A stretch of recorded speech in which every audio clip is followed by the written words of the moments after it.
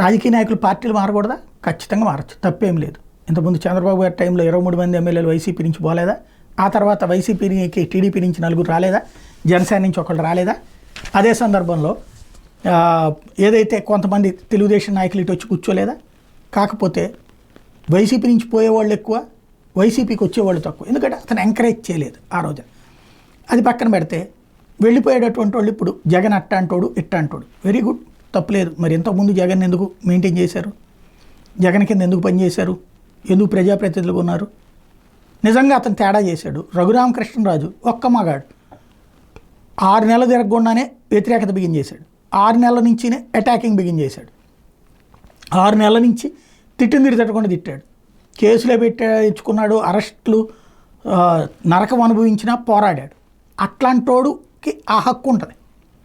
ఇక్కడ మనమేమో పదవులు పొందేసి 5 ఏళ్ళు సంపాదించుకున్న తర్వాత ఇప్పుడు విమర్శలు చేస్తున్నాం.